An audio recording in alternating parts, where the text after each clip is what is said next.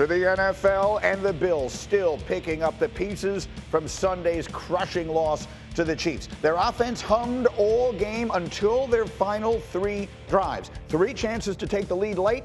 They came up with just 58 yards on those 3 drives and 0 points. The Bills have now had their season ended by Patrick Mahomes and the Chiefs 3 of the last 4 years. Of course, last season it was Joe Burrow's Bengals who knocked them out early. That one also in Orchard Park. And so while Josh Allen is trying to find a way to get over the Chiefs' hump, he's not because he hasn't put up big numbers. He's thrown 343 yards a game and 9 touchdowns in those 3 losses. But as Ryan Clark said here and everywhere yesterday, it just hasn't been enough.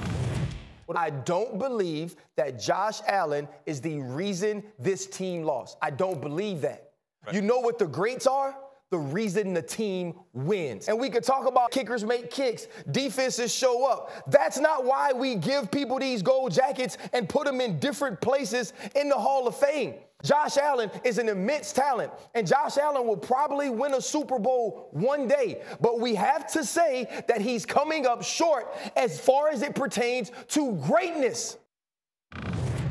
So this has become a fascinating, hot-button topic in ways that even I didn't see possible. You know me, I'm always looking for an angle. And I'll be honest with you, I did not 100% see this coming. I wish all of you could have been on our pre-show call this morning. At one point, I had to call it off and say, guys, save this for the air. Lewis, I'll give you the floor first. As we assess what Josh Allen did and didn't do on Sunday, what is the appropriate way to assess him in this moment in time? Look, there are moments, no question, where Josh has to do his job at a much higher level, okay, where the decision-making in crucial moments where he can control what is happening at that moment in the game, he has to be better at. Look, that last drive of the game this past week, the controversy about whether or not, he should have taken the shallow route to Stephon Diggs, whether or not he would have scored, whether or not, that would have been a better play than to try and force the ball and hold the ball and try and go for a score. Look, those are situations where I believe we can sit there and we can legitimately debate, look, he needs to be held responsible in those kinds of situations. In different situations throughout his career where he's made bad decisions as far as putting the ball in harm's way, of course, hold him accountable to those situations. 2 years ago when he's down in Kansas City and he doesn't get the ball back in overtime because the defense has an absolute colossal collapse, look, we're doing the game a disservice when we just automatically then go ahead and say, well, you know what, Josh? We're going to hang that anchor around your neck because you came up short in it. No, he didn't come up short in that game. The game is kind of riddled with nuance. We know that. People who played it, people who haven't played it. You know the game is riddled with nuance, but because of the fact that quarterbacks make the kind of money that they make to get the kind of attention that they get, it's just easy and it's almost lazy to go ahead and just kind of throw it around their neck and say, look, if you win the game, you're great and you're coming up big, and if you lose it, you're not. When you know there's a lot of stuff that happens in between there. I think you're absolutely right, but I don't think anyone's hanging it around his neck. Exactly. I think that's the point that RC was making yesterday, is we're not saying that it's your fault. But what we're saying is there's another tier. And if you want to get to that tier, those 1 or 2 plays that you miss, you have to make. Okay, so we can't point to, like, your defense wasn't good enough, your kicker didn't hit the kick. And whether it's fair or not fair, the fact of the matter is at the end of the day, it's a results business. But Dom, whether it's fair or not fair, like, it does matter. It does matter. I'm not saying don't hold him responsible for when if he throws the ball up and he's committing stupid turnovers. That's a different discussion. I think where the misunderstanding is, nobody's blaming Josh. Right. I don't think RC was, and I'm certainly not blaming him today. We're just saying that when we say certain names, until Josh gets over those hurdles, his name can no longer be included. And I think that's a fair that's true. He's an incredible That's quarterback. true. And you know what? I'll tell you what, I'm not going to put him in the same category with some of these other guys. And that's I'm not going to. I can think of one. Like right now, like in present day, I'm not putting him in the same category as Patrick. But absolutely no one is. But who else? Burrow took You're not putting him in the same. Okay, so one Super Bowl. It's literally one game he's won that Allen hasn't won. You're talking about the difference of one game. Go ahead, Dan. These two guys are talking about 2 different things. You're talking about, do we blame Josh Allen for the playoff failures? And the answer is no. You're talking about years from now, when we're talking about his place in the history of the game, are we going to be going back and nitpicking and saying, well, the kicker missed a kick or he got stepped on while he made that throw? No. I think you can make a strong case, and you will appreciate this, that the best player I've ever seen at throwing a football is Dan Marino. But we can't talk about Dan Marino the way we talk about Joe Montana and Tom Brady and those, because he didn't win it. And that may not be fair. You may be able to go back through the film and spot games where the defense let Dan Marino down and the kicker missed a kick. Fact of the matter is, if you won in that conversation, you have to win the game. Let me get Jeff in here. You're right. You're right. Let me get Jeff in. This likens to Peyton Manning, and so much more than people think it does, right? I lived in this world for a long time, and I'm with like the argument that everything goes to a quarterback and the wins, but that's the truth is we in the media and we as fans. That's how we gauge quarterbacks, is wins and losses against other quarterbacks. And the great part is Peyton Manning never really faced Tom Brady. But we'll talk about that, like those two faced off one-on-one, and Brady just kept getting it, right? But that's just not the way this really shakes down. So there are nuances. I think when you talk about the greats, though, I would hesitate to put Burrow in that same conversation, right? Like when you talk about, because I'm with you, if you're not winning, like everyone that Josh Allen loses to has gone to the Super Bowl. Mahomes wins them, but Burrow doesn't win it, right? So what is your point? He's so Peyton Manning started his playoff career at 3-6. Josh Allen is 5-5. Peyton started getting over the hump, I think it was 29 or 30 or something like that. I think Himbo said maybe 30 years old, and they go on to win. The window's not closed. Not even close. But you have to be careful when you start talking about dudes not being great. Because the guy throws for over 4,000 yards and like 35 touchdowns on average. So to be great, there's not a lot that you would say play better than him. It's when he plays Mahomes, who, by the way, he's 0-3. So 5-5 with 3 losses to one guy. That last time or my recollection says he don't lose to many. You know what? When we talk about Josh Allen, what's one of the first things that everyone wants to bring up? Like this 60-yard, the pass that travels 60 yards in the air. That's stuff on. See, from a talent standpoint, from a physical skill standpoint, he's one of those guys who we'd put up there with anyone, right? And we talk about him in that context. We wouldn't put Brady up there as far as being one of the most physically talented quarterbacks ever. Exactly. But he's a winner. He's the ultimate winner. It's almost like two different conversations here, right? So Josh doesn't belong in that conversation. Right. Not He yet. does not belong in that conversation, right? Joe Montana wasn't the most physically gifted thrower ever. But the reason why he is one of those guys who's a god in football is because he won. He won the biggest game. So I understand what kind of standard we're holding him to, and he deserves criticism, and he doesn't deserve to be mentioned in that breath because he hasn't won like that.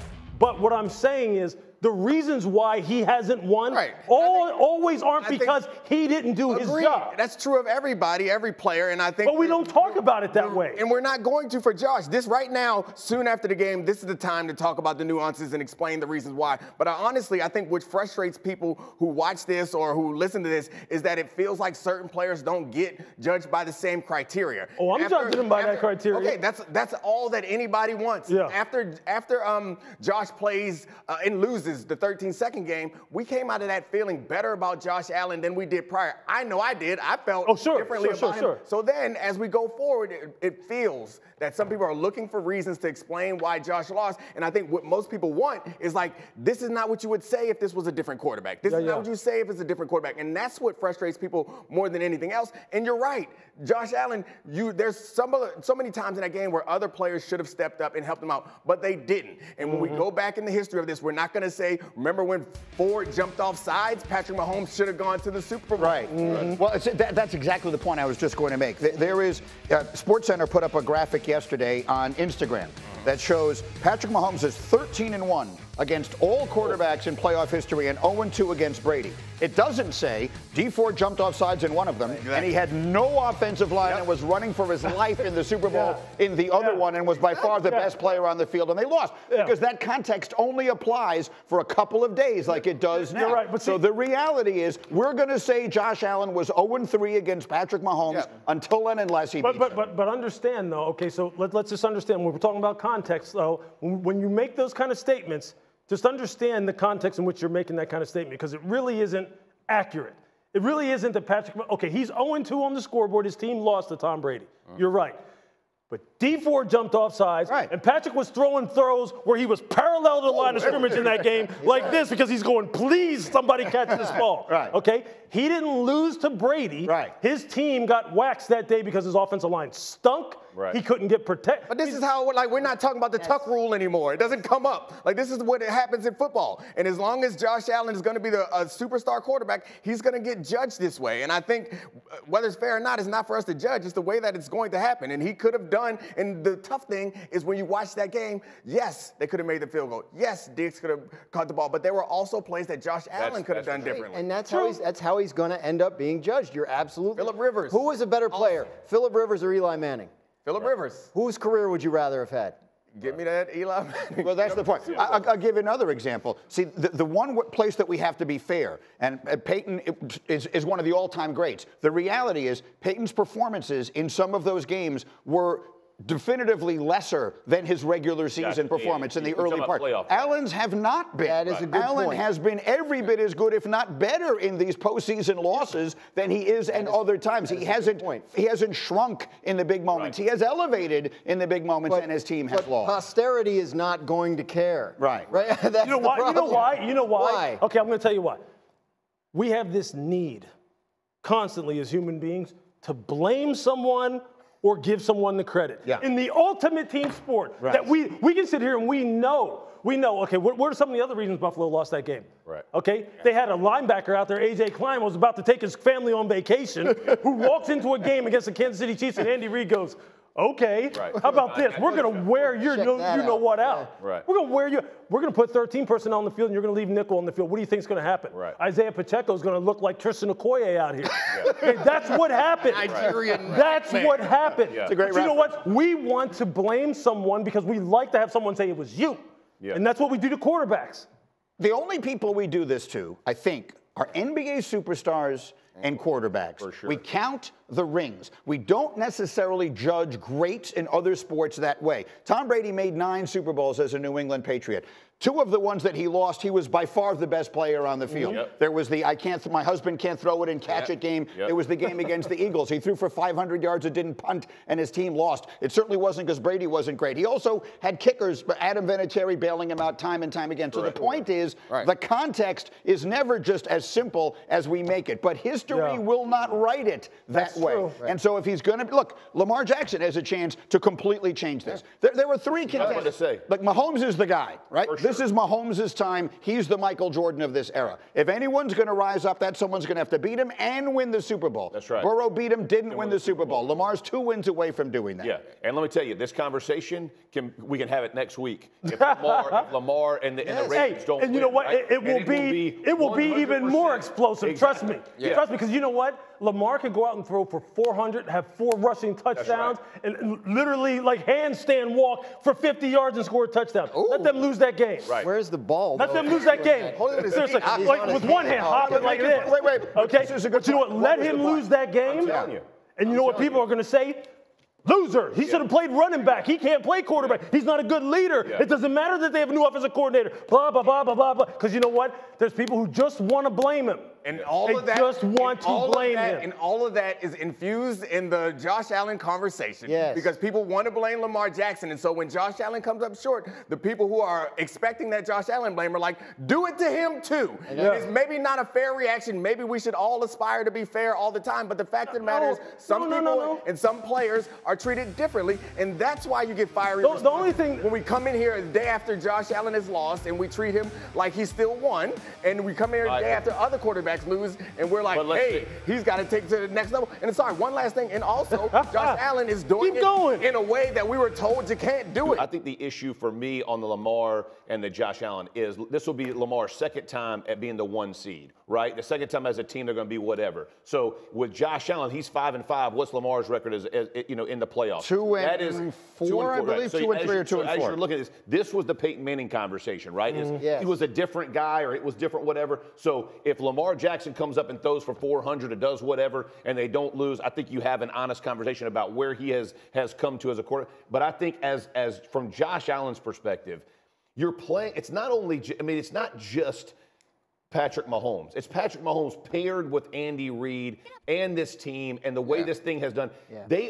They have been the best. This guy's been in the AFC Championship game 6 years in a row that he started 6 years. It is unheard of. This is an outlier like Tom Brady's Super Bowls. This is as crazy as it gets. Yeah. So just realize how freaking good they really are. And don't try to assign one team not being quite as good as being a failure. The other thing we have to stress, to your Peyton Manning point, Josh Allen is 27 years old. Right. Yes. Right? The book is not written. No chance. But we are at a point in the book where we're saying, I'm not sure, is he ever going to really pull this off? Okay, but to Mahomes, that's my only issue with this conversation is if you're putting everybody else, don't put anybody else in the conversation because it's only Mahomes. Yes. It's only Mahomes, bro. Don't give me all the rest of them.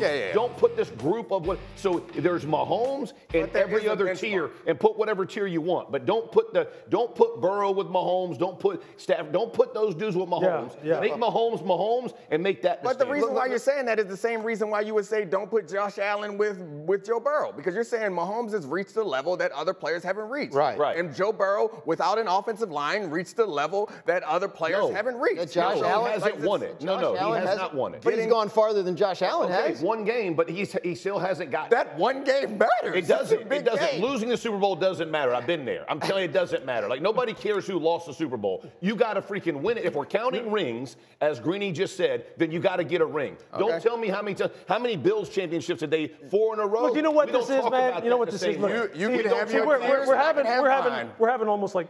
Honestly, we're having like two different conversations. Okay? Well, at least two. At least two. But I mean, the fact of the matter, look, quarterbacks are judged ultimately when we're sitting around at the bar, we're sitting here, they're judged by championships, right? Yep. Team success. But we all know if you really want to take you want to talk about levels. Okay, let's take it up a level as far as how we know the game of football really works and how it all pans out. We know it's more than just a damn quarterback. Amen. Yeah. Okay? Amen. And we need to advance that conversation more. Fair enough. Because what happens is, what'll happen is we have conversations like this. Yeah. People start getting heated. Yeah. You know what I mean? It's just like, okay, you know why you're getting heated? Because we're losing context here. I like it hot. That's why. Coming up, we're going to talk about linebackers, safeties, punters. O-linemen. You're dang right we are. Don't go anywhere. Ridiculous. As we continue.